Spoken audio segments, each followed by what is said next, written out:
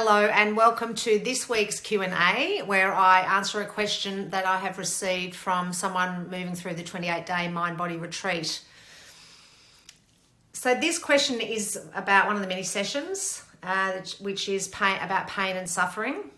And I'll explain that. But the question is, I don't really get the pain and suffering concept. Well, I get it, I just don't know how to do it. That's the question. So first of all, for those of you who aren't in the retreat, this is a Buddhist concept about pain and suffering. So we know pain is inevitable and unavoidable, and suffering is optional.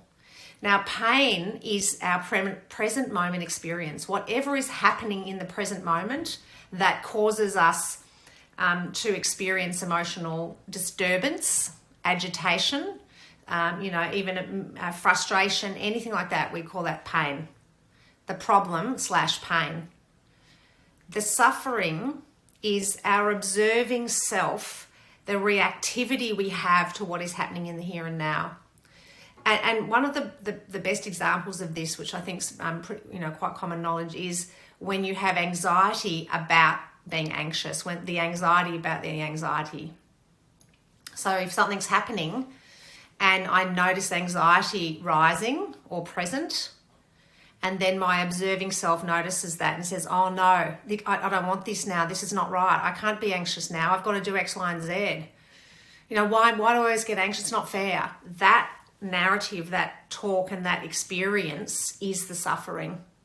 And that is actually what makes my here and now experience of anxiety kaboom, like really amplify.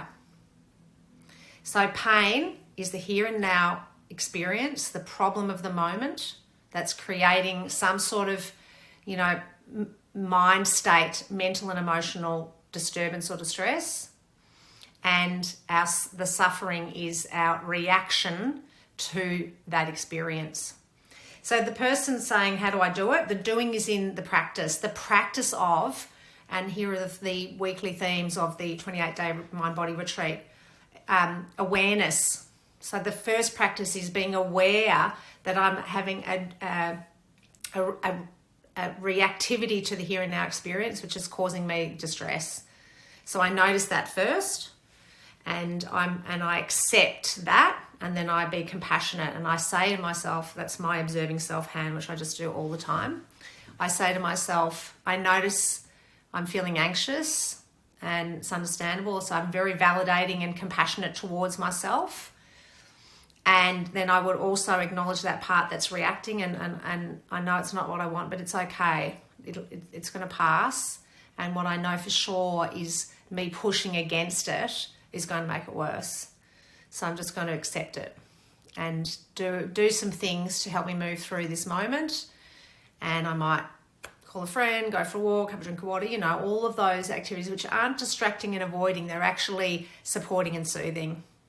So anything that supports and soothes me in the here and now, that's accepting and being compassionate towards me in this painful moment, then my observing self will learn that that's what I do, is to soothe and support. So practice is the most important thing. Practicing awareness of what's happening, awareness of the observing self's reactivity, acceptance of what's happening, acceptance of the observing self. If you want to just add another layer of awareness, you've got to be aware of your observing self, and you need to be compassionate towards that part of you. And then compassion for me and compassion for the other person if the anxiety or the conflict or the pain and the problem is with another person, which is where a lot of our problems and pains come from, let's face it. Relationships are, can be very frustrating and triggering. So the practice of aware, accept, compassion creates a wisdom, and the wisdom is where you get your inner peace from.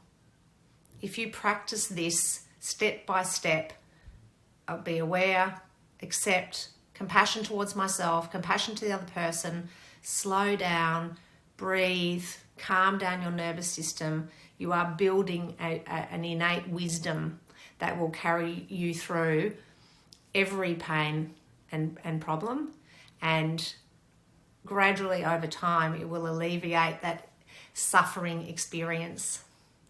See you next time.